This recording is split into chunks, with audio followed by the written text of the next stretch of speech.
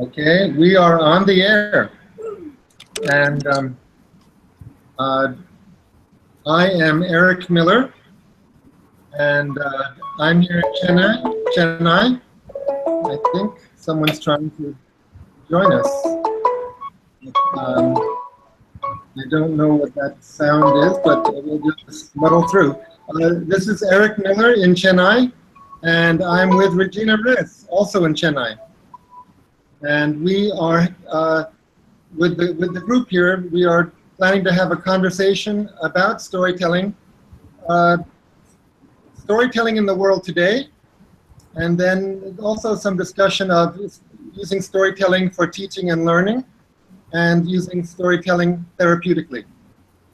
And the context of the event, it is Tuesday, February 7. We are in the middle of Chennai Storytelling Festival, the 5th edition, 2017.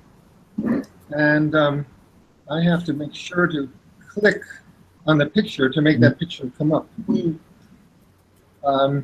Yes, so here we are, and I am going to introduce, I'm going to try to introduce the people we're talking with, and then we'll begin the discussion.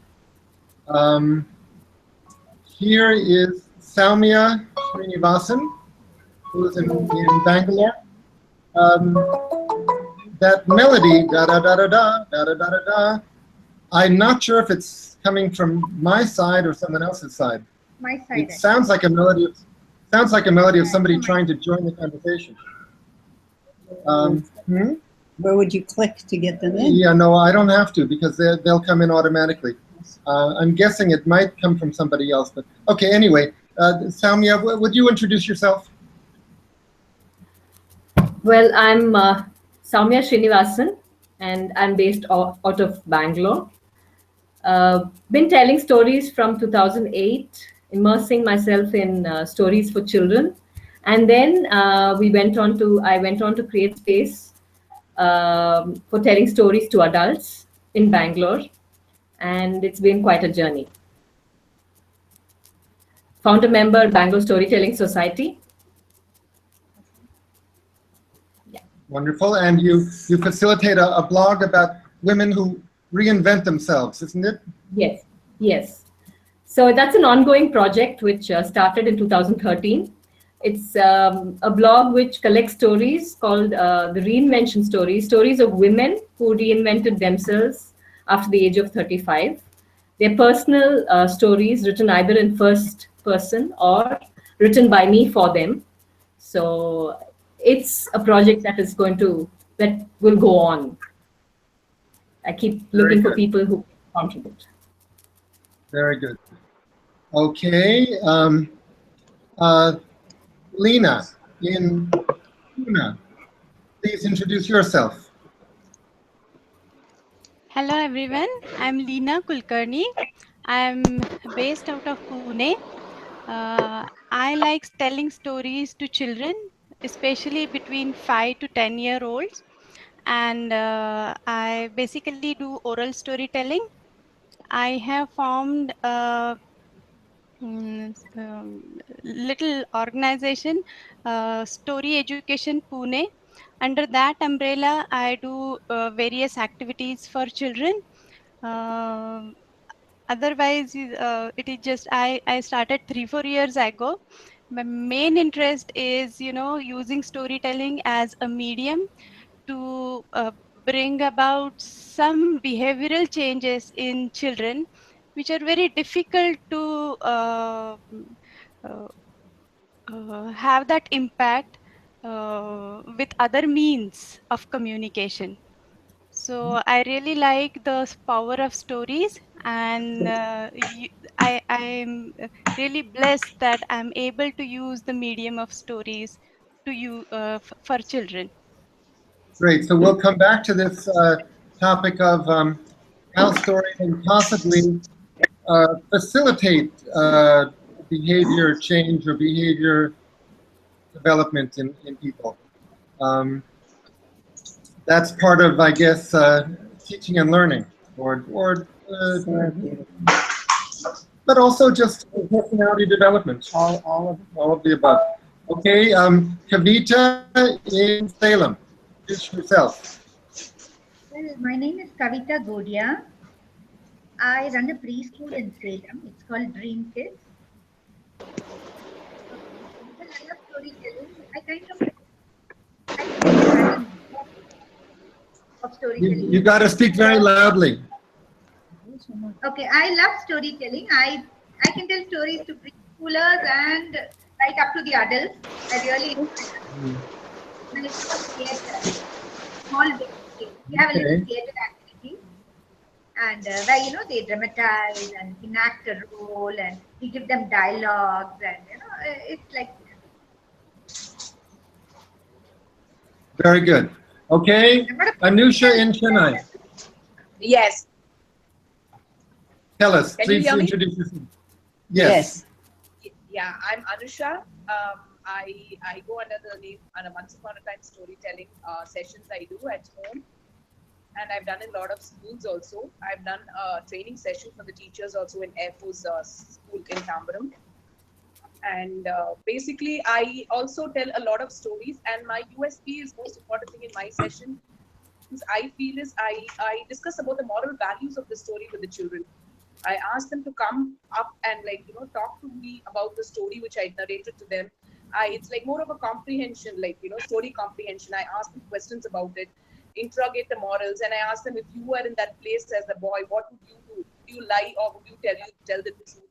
Have you had any experiences? Such kind of things I do with the children, to just make them reflect upon their behavior. I do a lot with the children actually. That's what I do. It's and it's very fascinating to see the children. They most of the kids, they are so smart. It's just 5-year-olds and 6-year-olds. They before even I could finish the story, they'll know the ending of the story. They are really damn smart, and it's not a story which they've heard before. Even just for the way the story goes, they are able to find out the ending. So it really develops the imagination also. It's so I feel it's a wonderful platform to get to the children, I feel. Very good. So I guess an aspect of story work is that we present a story to a person, and it's up to the person whether or not they want to take it to heart, whether or not they really want to identify with the characters. So it's see, if I say to a child, you've been behaving badly, what are we going to do about it? I'm putting the child on the spot, and the person might be defensive. But if I just happen to tell a story about a character who did such and such, it's not a direct confrontation. So, anything to say about that? I guess it's presenting a metaphor, and there is actually a field called metaphor therapy. See, this is going to be a non-linear conversation. We're going to talk about teaching and learning, therapeutic storytelling, storytelling in the world today, all out of order. Here we go. Yes, what can be said about metaphor, teaching by metaphor, or counseling by metaphor, or trying to facilitate self-reflection by metaphor? Anyone want to say anything about using metaphor with people? Well, I'm Regina, and I said to Eric, I'm passionate about the use of traditional story, particularly folktale. I've worked with big myths with adults, but for most children, and then I also go into jails and prisons and work with women. The folk tales are right there, and the fairy tales are right there. What other tales? Because they are the metaphors for what's going on with us internally, and then what are the external problems. So I always use the example of the little guy, like a rabbit or monkey, having to deal with a crocodile or alligator or tiger. And of course, the stories are not about crocodiles. They're about us. We have external crocodiles, and then do it further. oppressors too, if you want to go that far with it. But then you can use those stories, indirect teaching. A lot of things. I live and start bringing stories about bullies, and you don't have to point at the looking at behavior. So I'm passionate about using that for that.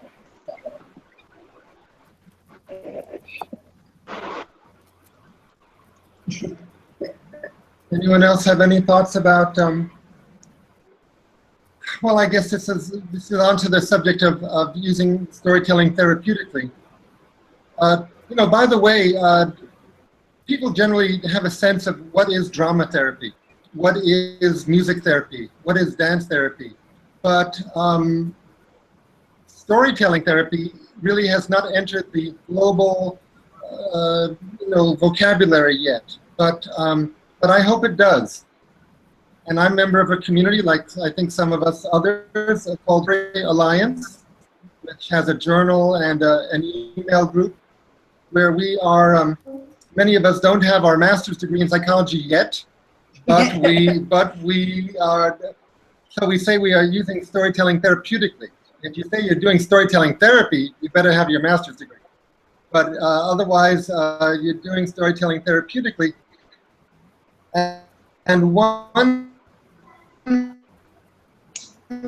I'm intrigued was first developed, I believe, by Carl Jung, and that is that it tells the story of his life and tells especially what challenging situations are coming up, and then the therapist and the client together brainstorm to look for other instances of a similar situation, a similar challenging situation that the client is facing.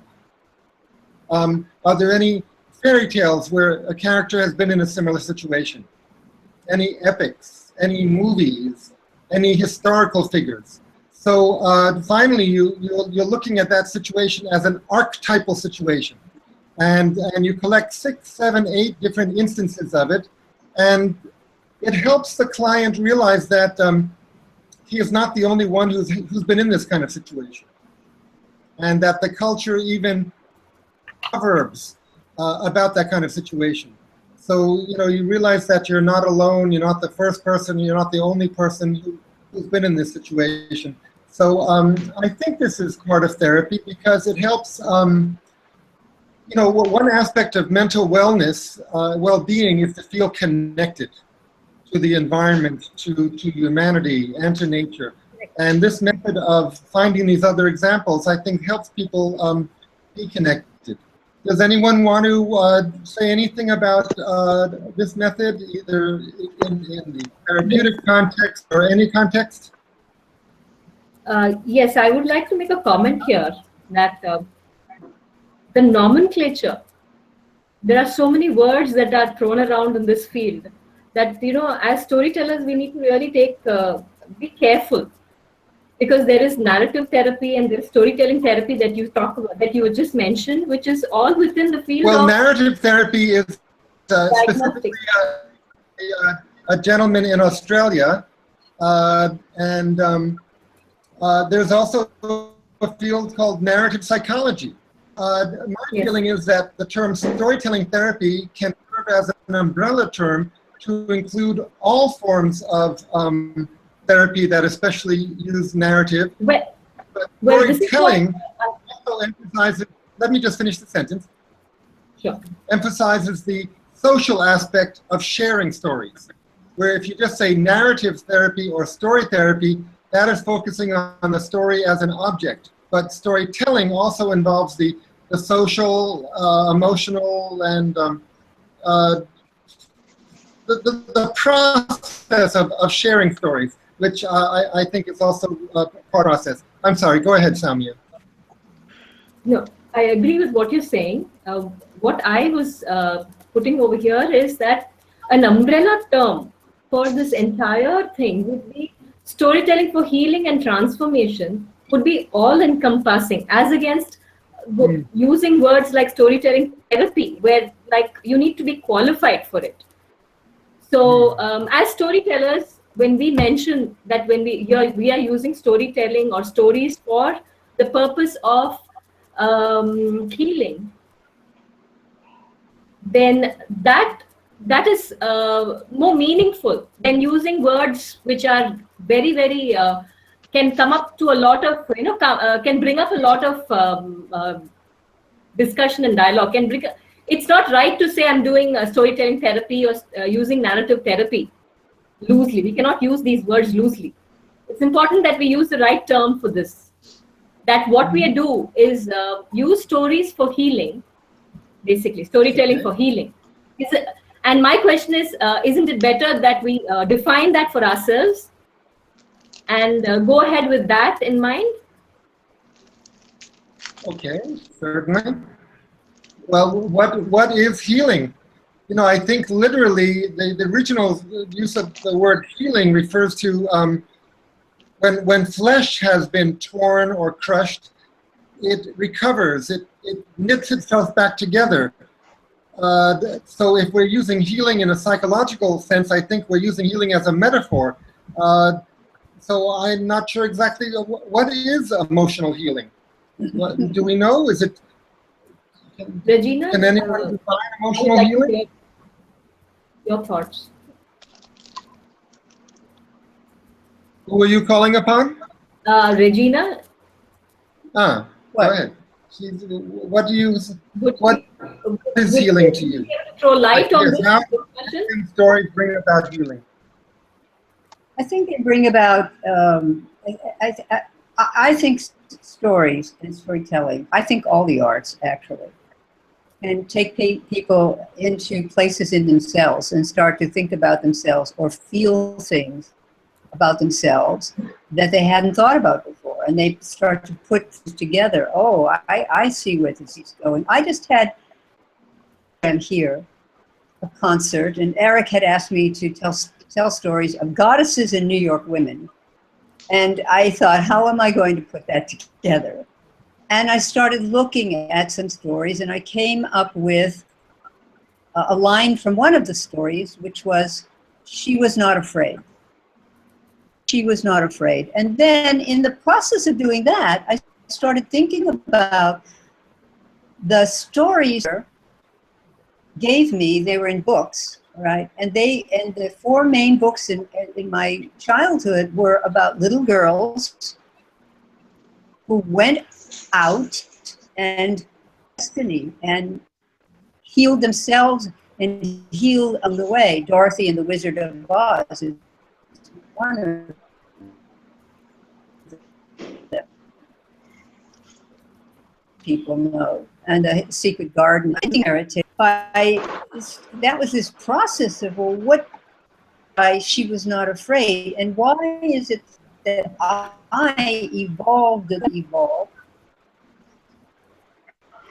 gave me four major influences that were images of little girls who went out in the world and created their own destiny. In psychology, that I suddenly put together and knit together. So I think healing refers to overcoming a trauma.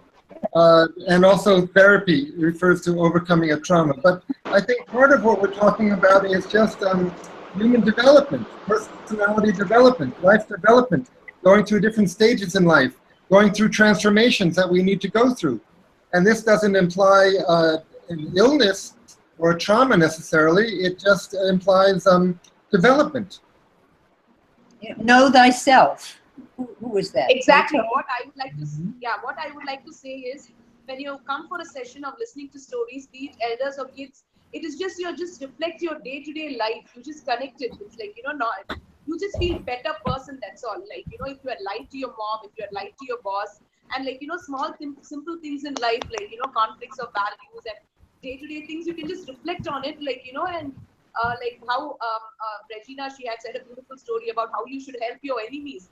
It's like, among our in-laws, our sister-in-law is doing something nasty to us, and when she needs help, we should not, like, we can put the story and just compare it and see, like, that crocodile story. She said, I don't like my sister-in-law at all, but when she needs help, even be it the enemy, it's like, we should help her. That's a thought that came across to me. I will not put it under therapy or healing or anything like that. It's just, as Eric said, your development. It's like, my life becomes better. It's like I'm at more with peace with myself. I'm doing the right thing. I'm happy. I think that's what stories make. Instead of just going into definitions and words and meanings, it's like, defining. I think that's the basic essence of stories. We've been joined by Yvonne in, are you in New York or Michigan? I'm in Boston. Oh, I beg your pardon. Hi, Boston. Wonderful. And They're having the parade Yvonne soon Healy. for the football game. Yvonne, would you just introduce yourself for a second? Yeah. Okay, my name is Yvonne Healy. I'm an Irish-American storyteller. I am the past president of the National Storytelling Network. I've been telling stories. I was raised on traditional stories, line by line, recitations by my Irish father when we came over to this country. And I learned stories in Gaelic, but then became a storyteller, I guess. Let's see, how old is my daughter? 25 years ago. 25 years ago. And what occurs to me about stories and healing, I think about healing being use the image of the wound, bringing together the sides of the wound, that stories bring people together like the sides of a wound and make connections, allow the connections to be made. I was driving here to the Atlantic Ocean from the Great Lakes. Usually it's quicker for me to drive through Canada, but because of the current situation with American politics and customs, I didn't want to go through Canada. And when I checked into my hotel, the young woman, I said, "Wow, what a beautiful hair you have." She had long, very, very, very thick, shiny black hair. We started chatting. She said, "How was your drive?" And I said that I avoided, it was long because I didn't come through Canada because I was a naturalized citizen. And even after 60 years in this country of America, where I have become so American that I was afraid to go through. And so she started talking to me because she was Turkish and her family was Turkish. And she hadn't known that people who look like me and sound like me would still once have experienced the displacement and rejection and suspicion that I experienced as a child during the Cold War and immigration and the America's fear of foreigners. And so I told her a little story, and she told me a little story, and we had just the best time. It was about midnight. I was exhausted, she was exhausted, but we just kind of shared stories of little conversational stories of being other and yet finding ways of being welcomed. And it was a wonderful bond. It was a real coming together of the sides of the wound that could have existed, or probably did exist, between a Turkish green card holder and a naturalized Midwestern white woman. So I think stories do healing in that kind of way, not only when you present them in a program well thought out with a whole through line, but in the exchange of stories. we have lots of opportunities for healing and connection. That's all I got. Beautiful. Pretty good. It's pretty good. Thank you. Hey, Regina. Hey, Yvonne. We know each other. So Yvonne is sitting on the east coast of the United States, and I'm sitting on the east coast of India.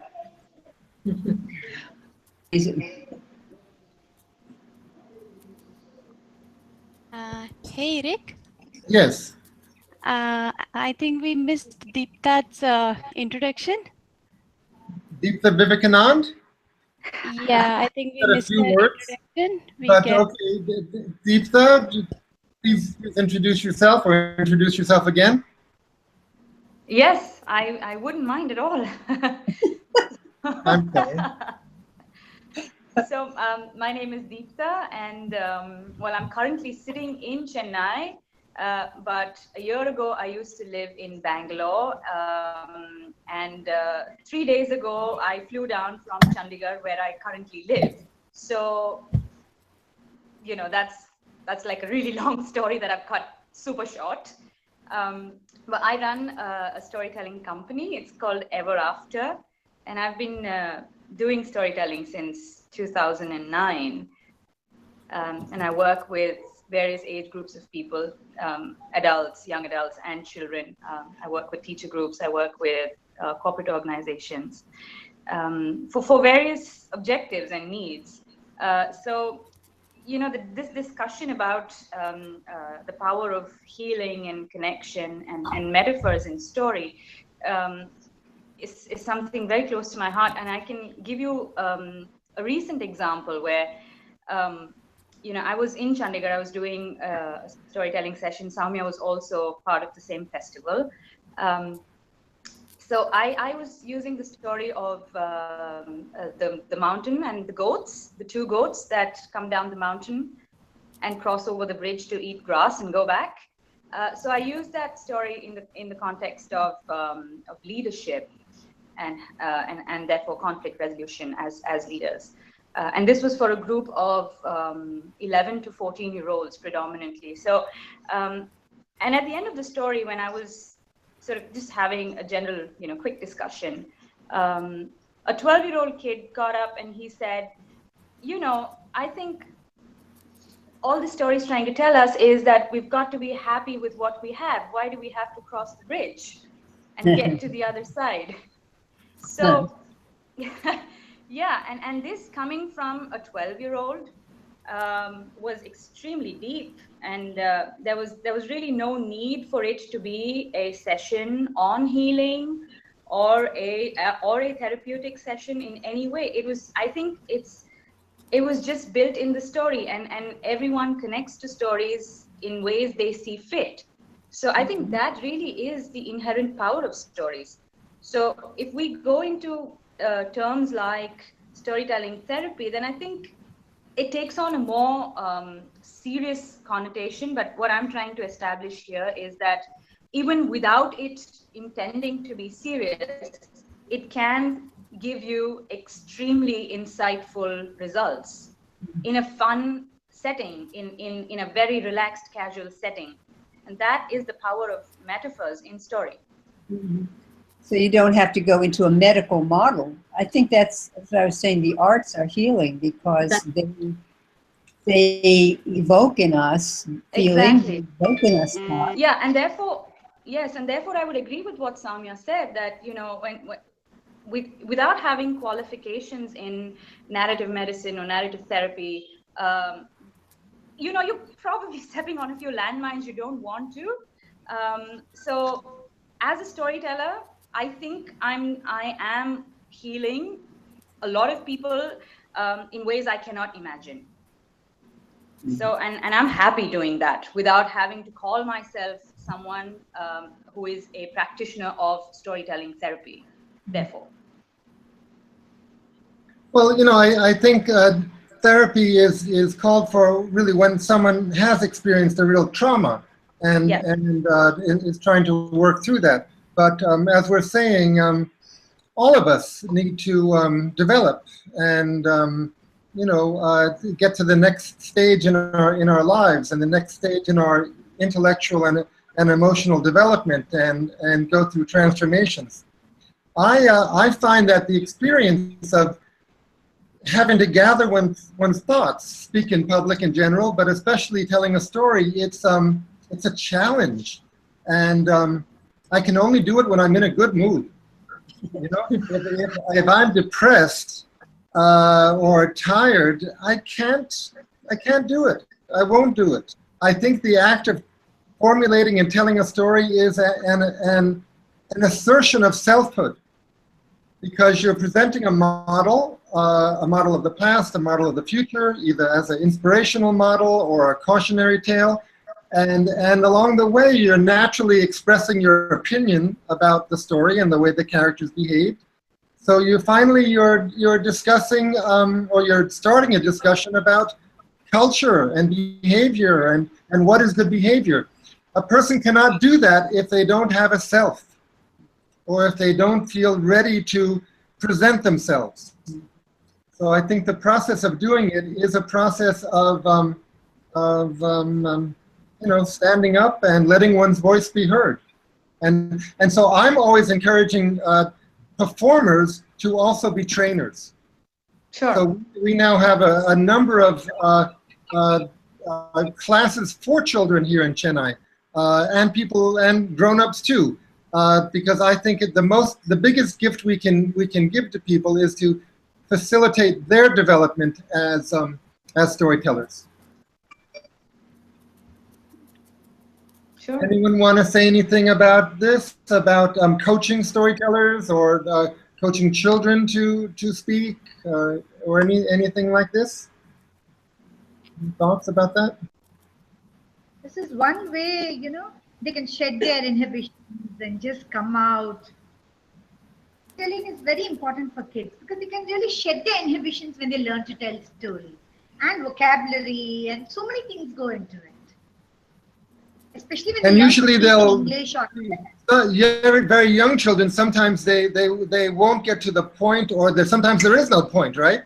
They just go on and on. It seems that inherent in the concept of story is that the story is going to have some kind of point, or maybe many points. But I challenge people. I say, okay, let's hear a story that has no point. It might be possible, but formulating a point or many points is part of what children do when they think about story and present a story. I think the best thing is to have a discussion after a story. Instead of the storyteller saying, the moral of the story is such and such, I like for there to be a discussion so everybody can share what they've been thinking about and what they've been getting from the story. The first time that I went into a prison, a friend of mine had a dance company and they were doing work with women in prison. And I wanted to take the story of Tamlin. It's a Celtic story, or it's really from Scotland. It's an old ballad. And the young man and the young woman are going to get married, and he is taken by the fairies and disappears. So sometime after that, she's out in the fields and he shows up. And she said, "Where have you been?" And he said, "I've been taken by the fairies." And she said, and he says, "It's All Hallows Eve, it's Halloween, and they're going to sacrifice me tomorrow." And she says, "How can I help you?" And he said, "Well, there's one thing you can do. It is very difficult." She said, "I'll do it." How to go about it, and she has to be at a well at midnight, and when the fairies come by and she sees him on a horse, she has to pull him off the horse and hold him. And the fairies turn him into fire and ice and snakes and all manner of things, and she has to hold him through all those changes until this one particular thing happens and the spell's broken. So when I was going in the prison, he said, "You can't tell a story about fairies. You can't tell a fairy tale to these women in jail. They're tough women who've been on the streets of Boston, actually." And I said, "Well, let me think about it." And so instead of talking about what does it mean after, I set it up as a frame, and I said, going to tell you a story, and I have to use what we say in the United States, the F word. And the F word refers to a really bad word. And all the women, wait, and I said, I have to use the word fairy. And everybody laughed, all these women laughed. And I said, what do you think of when you think of fairies? So we got they're pretty, they're sweet, you know, and then somebody said Tinkerbell, which is that fairy from Peter Pan. So she said Tinkerbell, and one of the other women said, she's a bitch. Sorry. And I said, good, let's talk about fairies. They steal human babies. They're not sweet. They're not pretty. They're not Walt Disney. So, ladies, I said to these women in jail, do you know anything that's very beautiful, very sweet, very seductive that will turn around and kill you? And they did, because most of them were in jail because of drugs or boyfriends. And I told this, then I told the story. And the discussion afterwards was extraordinary because I set it up that way. Because they all had something to say about it. Sorry for using that B word, but I didn't use the F word. Whenever I can't find something, I think a fairy has taken it from me. They do. I mean, they really are. You have to be very careful with fairies. Well, in real authentic folklore, especially from Europe, fairies like Puck in Midsummer Night's Dream, doing a lot of mischief. Love Jew. Yeah. They're not just sweet little pretty things. So all these little girls who want to dress up like fairies, they're thinking Walt Disney. But you mentioned when we find ourselves in prison or as a mental patient in a mental hospital, or we've gotten divorced. These are life-shattering, self-shattering experiences that then one has to practice life story repair to figure out how one can still live as happily ever after as possible, despite the recent turnabouts. Sowmya, can you say anything about this? Because you've been working with stories of women who've transformed themselves. How? I was going to ask a question here. So, how do you go about selecting your stories? Is my question, because the transformation itself is so different, and the stories which we read, each one has a different kind of transformation happening in the story.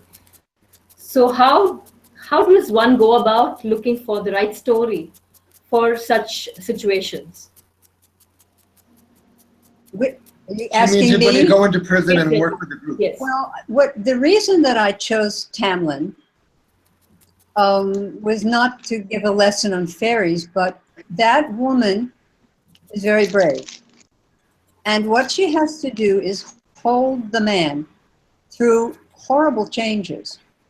So the discussion that came about from that was usually first, and I've done this with other people, is how we, someone once talked about being with a life partner who was dying, and he had to hold that life partner through all these terrible changes, and that we in relationship, we have to hold our beloveds or hold our children when they're going through changes. And then at some point in the discussion, people get to, I have to hold myself going through my own changes. So then that's a whole other discussion. So I mean, that's the reason I chose Tamlin. These women in this group, to get into the group that I was with, they had been thinking about themselves a lot, and they weren't in therapy, but these were the women who were working on themselves and were thinking about, how did I end up in jail? who was I holding? And then how do I hold myself and repair myself?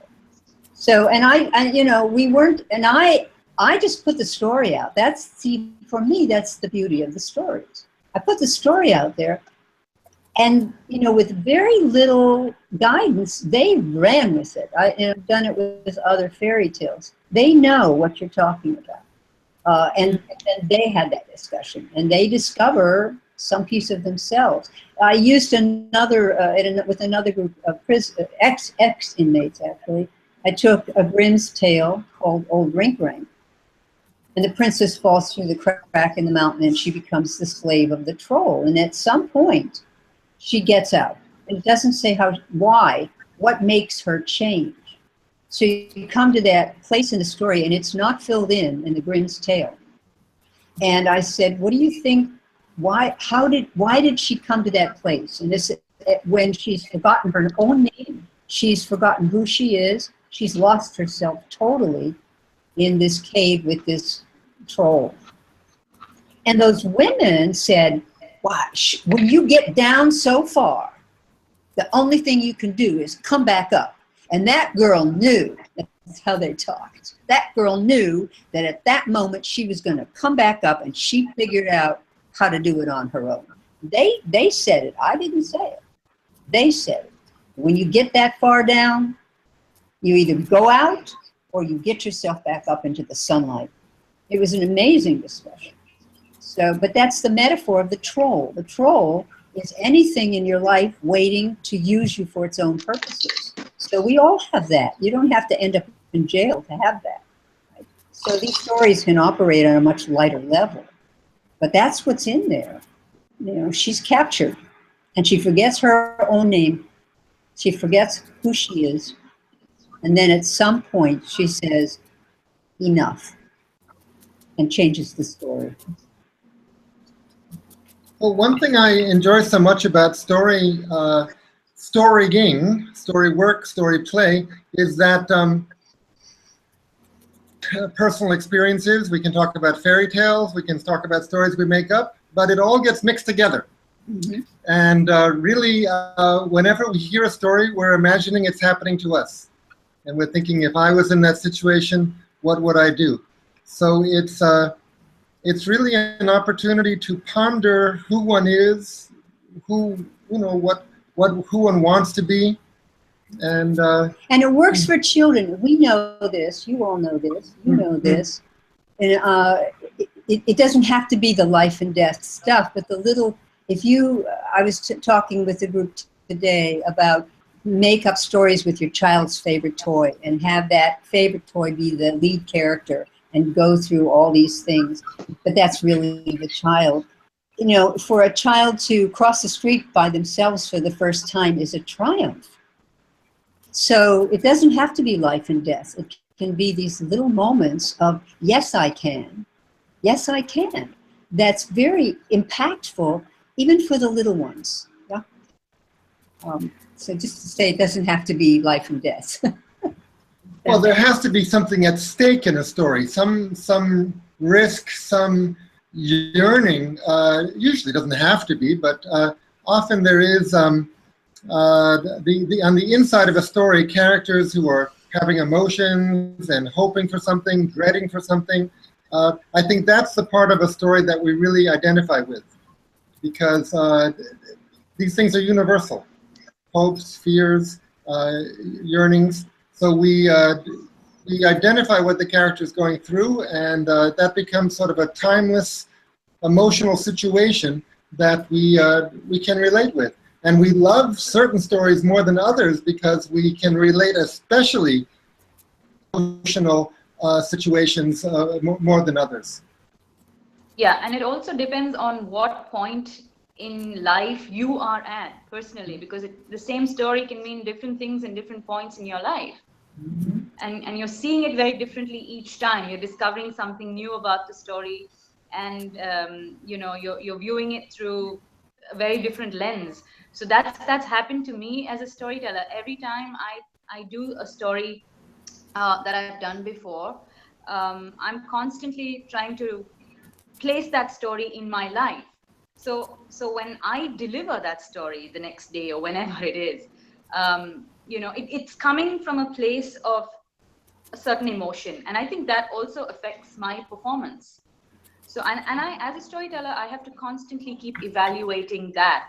Now, does that story still make sense to me, or am I just telling that story because I know it works all the time with the audience? So I think for me as a storyteller, I keep doing that with every story. I see if they, at that time, how does that story sit with me in my life? So that's something that I do for myself. Okay, we're approaching the end of the hour. I would like us to give a little thought to this question of storytelling in the world today. What is the need? What is the use? And of course, there's two parts of this subject. One is story, and the other is storytelling. There are many ways to present and share stories, but storytelling is a social event, and it's up for debate whether a situation like we're doing now can be called, are we together or we're not together? Is this a live conversation or it's not a live conversation? It's a mediated conversation. But what I'm saying is there's story and then there's storytelling. So to me, there's more need than ever for people to work with story, because many people, and myself included, are very discombobulated these days. You know, there's so much pressure, there's so much anxiety, there's so many choices. It used to be you did basically what your mother and father did, and you lived where they lived. Now, everyone is off on their own, scrambling, trying to make a living and make a life. So there's a lot of independence, but there's a lot of insecurity. So I think there's such a tremendous need for people to think about their life stories, think about where they're coming from, who's been an important influence on one, where one has got one's resiliency and coping skills, where one is hoping to go, and get to know oneself. One gets to know oneself through story and one's favorite stories. So I think more than ever, there's the need for people to do story work and play. And in terms of storytelling, proverbially, television, social life, because people stop talking to each other, they just watch television. And then computers at first also destroyed social life, because people would go off into their shell and be antisocial. But now, computers are enabling the kind of thing that we're doing now. Video conferencing, video calling, however you want to call it. So a lot of people are needing to relearn the craft of conversation, craft of sharing stories through video conferencing, and I think this will only increase in the future. So I think technology is leading us back to storytelling. Maybe we're not telling exactly the same types of stories that we used to. Most cultures around the world, people are very aware of the traditional characters, of the Cinderellas, of Tenali Raman here in India. All the epic characters here in India are still very, very well known. So we're telling stories in folk tales in a new context. And certainly we're talking about what we did today and what we hope to do tomorrow. So I think storytelling is alive and well and getting stronger with the coming of video conferencing. And here we are in the USA, in India, and different colors, different backgrounds, but we're sharing and we're in a social gathering. I think it's a victory for the forces of love and togetherness. So I see only more of this in the future. Does anyone want to add anything or say anything different about the state of storytelling in the world today, or the hope or fears for the future? I think we're at a time where we have to be telling the right kind of stories, because we've seen what the flip side of storytelling can do, and we're seeing it increasingly in every country, in every state today. So there's this need to, I think, talk about the dark side of storytelling in a sense as well, of how storytelling can be used as a manipulative tool. I think that is something that people have to be sensitized to, because you're consuming stories left, right, and center today because of technology. So I don't know how this is possible, but if we can, as storytellers, constantly keep talking to the people that we interact with about the difference between, or rather, the other side of storytelling, and how one's always got to be careful to sort of protect themselves from these dark stories or these negative stories, or to be able to spot whether a story is coming from a place of authenticity or not. I think that is something that we've got to keep talking about as storytellers. I Yes, would like storytelling to can also serve as sort of drugs to give people a sense of power and control of others, and those are very dangerous stories. Yes. Yes. I'm sorry, I interrupted somebody. Yeah, this is Leena from Pune. I would like to share one experience. Once I read a story with a child, and it was really not very nicely written. The story was well known, but it was really not nicely written, ended abruptly. The words chosen were also not very sensitive. I was also reading that book for the first time along with the child, and when we finished the story, there was little insensitivity that got developed in the child, because he kind of had got used to reading such kind of text. But the moment I finished, I said, I don't like this. And the child was startled, and he looked at me, and I said, see, this is what this character did. The other character is in We're having a trouble. little difficulty hearing your audio, but go ahead, keep talking, go ahead. Yeah, so the bad side, I said, I don't like this because the other character was in trouble and this character is laughing.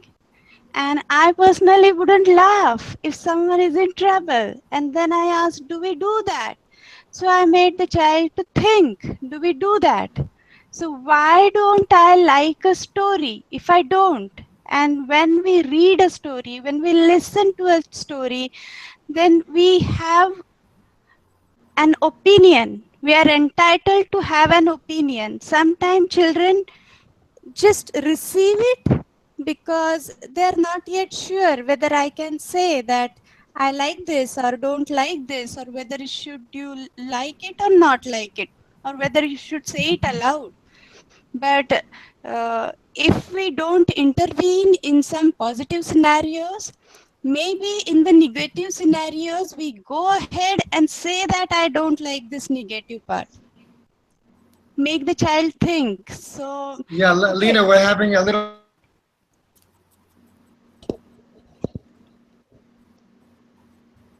Hello, I can't hear now. Most of it.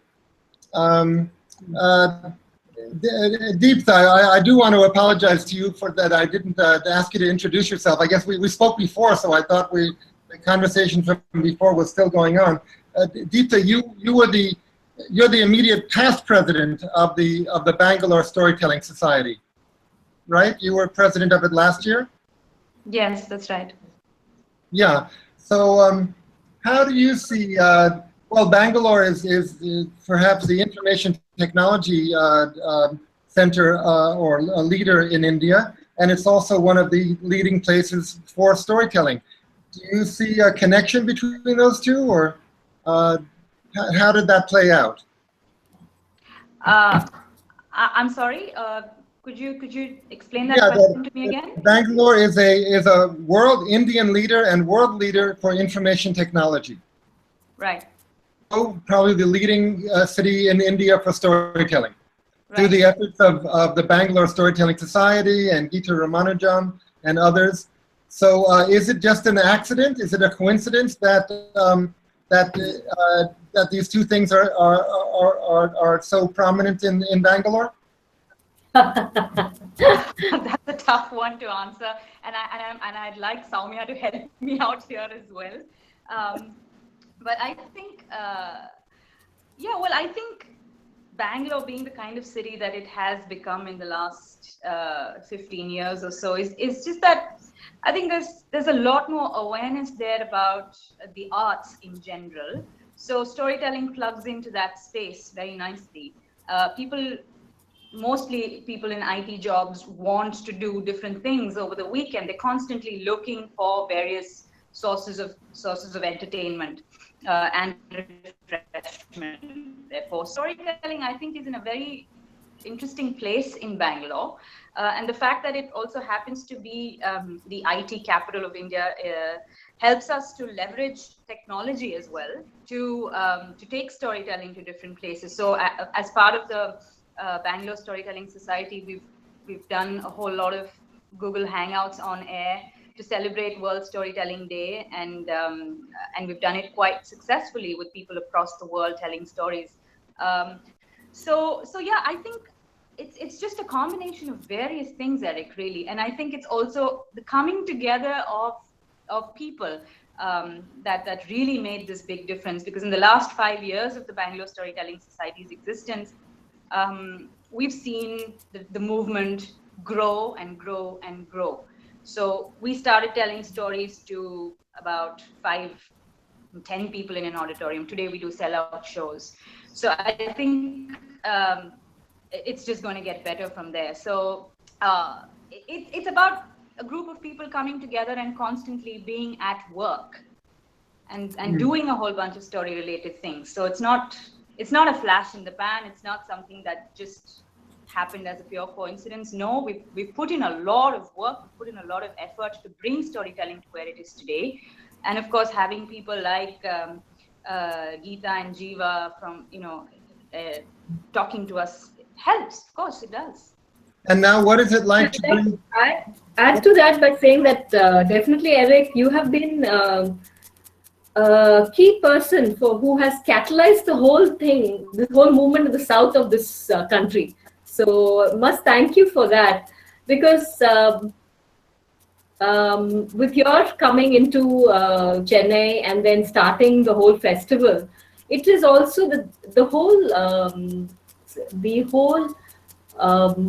process has started from Chennai. I feel it has radiated out. So that is where and how I think. Also, the fact that we are bringing in communities together, we are bringing in people to connect and building community.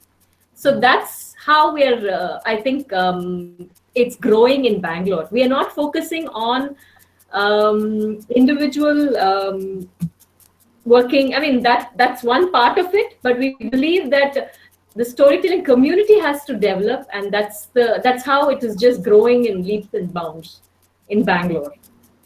Sure. Yeah, and to take that off from there. Sorry, Eric, may I go ahead? Of course, go ahead.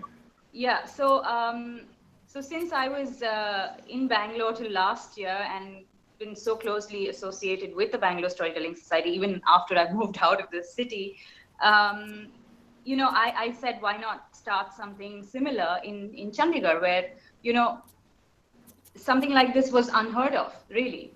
So in the last 4 months, we've done 4 meetups, and the response has been really great. And I think what it's telling me is that there is a need for people recognize the need to come out and share their stories now, because they seem to have no other options left, really, because we've become such an insular society that people want to find ways to come out and share the stories that they have. And a whole lot of personal stories are coming out, which is in a city like Chandigarh, which really did not have so much of a storytelling background, unlike, let's say, a Bangalore or a Chennai, the response that I've been getting is tremendous. It's encouraging, and I think it's not fair to say whether it's just about Bangalore or Chennai, but I think this mood exists in the whole country, and it's about people coming out in wherever they are to start developing these little groups of people who can come together, form collectives, and take the whole idea of story sharing forward. And I think we're at the right time to do that in every city across the world. There is the need, and therefore we need to have the right people doing it and taking it forward. Now, Kavitha, you're in Salem. Yeah. And in this last year, I've visited and I helped you. You found the Salem Storytelling Association. Right. That in Madurai and Coimbatore. So we now have 4 storytelling associations in Tamil Nadu. Right. Coimbatore and Salem. So I think in Salem now it's still in the baby stages, and especially for children and activity centers. But do you feel it's growing there? Oh, it's absolutely growing there. It's really growing here. Like, people love storytelling, and the kids and even the adults want to hear stories these days. But like, it's not to the level of Bangalore or Chennai. We still have audiences of 10 to 15 kids at a time. That's it. Not more than 10, 15. Mm-hmm. Well, for the number of years I've worked with Cafe Coffee Day, and we have once a month storytelling by and for adults. So Coffee Day would be, I think they're willing to facilitate these kind of things in coffee days, cafes around the country. We don't have coffee in Salem. You don't have Cafe Coffee Day? Salem, not yet. Well, my goodness. Open one. Yes, you can do it in any cafe. What I'm saying is that storytelling does not just have to be for children. You can have a once a month get together. I have a comment here. I feel in smaller cities like Salem, Coimbatore, if the storytelling happened in vernacular, in Tamil, then their response would be tremendous. Right. We do it in Tamil too. We did it in Tamil too. Okay. So I also feel that now we are having in our meetups in Bangalore, a lot of people are coming forward to tell the stories in their own language, and it's unbelievable that a folktale which is written in Tamil, when it's told in Tamil, it's far more beautiful. A folktale which is written in Kannada is told in Kannada. It's just unbelievably beautiful to hear that. That the experience is very beautiful. So yeah, we've had that's something. Yeah, absolutely. We've had people share stories in Hindi, Punjabi. Yes. In their own language. See, the language is one. You can look at it as an issue, or you can look at it as something that is, the differentiator. Because English has become the unifying language in this country, but yet there is a huge amount of, stories which are written in the local language. Which, if it's to come out, these story circles have to happen in the language of that particular. Absolutely, yeah. And the story circles have to be inclusive. It's yeah. In a concert the other night, one of the storytellers told a folktale in Tamil, and it was so fantastic. And of course I didn't understand a word, but she had told me the outline. It was just gorgeous, and I tell stories in Spanish, and I'm not fluent, but I can do it really well. But the difference is when I tell in Spanish, I'm in my head. When I'm in English, I say I'm in my belly. And I've talked to other storytellers, a woman from Portugal who I heard tell in Spanish. She's completely fluent. She was fabulous. Then I heard her tell in Portuguese, a whole other level. So do it. We're having a Tamil storytelling night the night after tomorrow, where people are going to demonstrate for us story and song, telling a story with also some singing. And also, a project that I've been working on for years, a cultural center with the fishing people, members of the fishing community here in Chennai. It's happening next to Elliott's Beach in Besant Nagar. There's a fishing village called Urur, which they are having a festival the same weekend, next weekend, as our big storytelling festival. So after we finish our event on Friday and Saturday, we have the option of going to the beach and visiting with the members of the fishing community who are developing a living open museum on the beach. So we're interacting, and now I think we lost Yvonne, or she walked away, but she's still connected, but maybe she just walked away. But the minute she comes back, we have to get some thoughts from her, because now we're going to go around and have closing thoughts. Mm-hmm. Anusha, are you with us? Anusha, can you still hear us? No, I think Anusha is yeah, her mic is turned off. Leena, Sowmya, Kavitha, Yvonne is back. Deeptha. Yvonne is back. Who? What? Yvonne is back. Yvonne? Well, she's here, but she's not here. Does anyone? Yes, Yeah, she said she is. She's just. Yvonne, we want to see you. We don't believe you're here unless we see you. Oh, there she is. I know. She'll come back. Anyway, there you are, Yvonne. You've been so quiet for so long, and you've been looking so thoughtful. You must tell us some of the things you've been thinking. Well, I think that the desire for connection is one of the key drives that storytelling addresses. And as people become more isolated, I think they want to reach out more and make more connections. Modern life does tend to keep us isolated, and there's a lot of working alone, working at different times. You can order, in the United States, you can order your groceries online, and then you drive by the grocery store and they put it in your car. You don't have to talk to anybody. So the desire to get together and to share stories with children, one of the things that happens, I think, in storytelling with children, and therefore it must also happen with adults, is that when stories are told, the storyteller is paying such attention to the listener, because it's a relationship, and the child feels seen and heard, even in an audience of 100 or 200. Storytelling allows the individuals in the audience to feel acknowledged and regarded, because they can pick up that they are influencing the storyteller. So you've got that connection thing that's going on. The other thing is that the stories that we tell are important because they provide our common language of metaphor.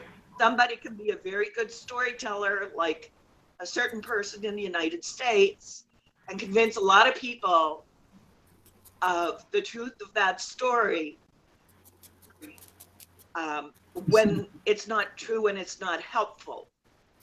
So I do think we have to be very conscious of what kinds of stories we tell and who we tell them to, and be very sensitive to the fact that the listener becomes part of the story and we are really affecting them. That's it. Yes. Okay, Kavitha, did you want to, or Sowmya, did you want to say? No, I agree. Stories have the power to influence, and the storyteller has a responsibility to use the story very carefully. The final thought, yes, I'd just like to say that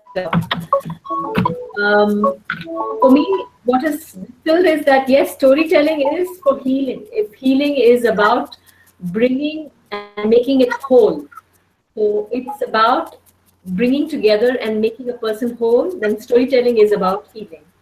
And that's what I take back today. And yes, it builds community and a long but when we can see many, many more people gathering together and sharing stories in story circles that used to happen long, long back under the trees, those kind of spaces, we need to create more and more such spaces where people can come together and tell and share stories. So that's where we're going with this whole process of the journey of storytelling for me. Yes, I think that the time is coming when YouTube and other service providers will have a system where if you feel like talking with 4 or 5 people, telling stories or just talking, you'll be able to find 4 or 5 people to have a conversation. I'm kind of surprised that the infrastructure for that sort of thing doesn't exist yet. It could be, people who especially want to talk about parakeets, especially want to talk about motorcycles, or some other keyword. But I think that it's a great antidote to being alone, to be able to join in a conversation like this. When you want to socialize, you should be able to socialize. But it's not quite there yet. But maybe with the help of the Bangalore Storytelling Society, the Healing Story Alliance, the Chennai Storytelling, the National Storytelling Network, maybe we'll be able to help develop this infrastructure for the people of the world. Well, the gamers do it. You can play. You can play games. You can find people to play games with all over the world, but you can't find people to have a conversation with. I grew up in New York City in a big apartment building, and I've always been fond of that expression, water everywhere, but not a drop to drink. Because what it meant to me, there are people all around, but you can't talk to anybody. But I think we're going to fix that. Okay. Would anyone else like to say anything before we close the meeting?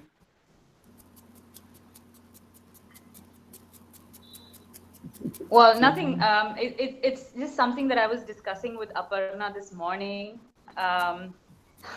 So for a very long time, we've been saying that storytelling is a dying art. I think we've got to stop saying that now, because I think it's alive and well, and the revival has happened, and now it's all about nurturing it. And I think every day there are people who want to be storytellers, who want to be professional storytellers. So it's time for people who are already in the field to start promoting storytelling as a career, as a profession, and get people to become serious about what they're doing. So I think our role as practicing storytellers is to find those people, mentor them, nurture them into becoming effective storytellers. I think that's something that each of us has to do in our own ways, and ensure that we have a bunch of storytellers who are really, really, really, really great at what they do. So I think that should be the next step, at least as far as I am concerned. So I really want to be able to find those 10 people who can just go out there and tell beautiful stories, and tell them in engaging ways, tell them in extremely interactive ways, and be very, very serious about what they're doing. Yes, and those 10 people, each one of them can train 10 other people. Absolutely. To communicate in that way. So then you'll end up with 100 people, and on and on.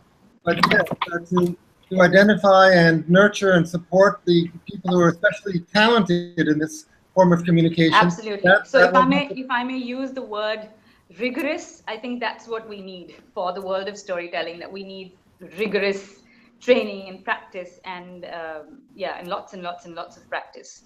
So that's something that I would, really like to see going forward, and like to help that effort in whatever way possible.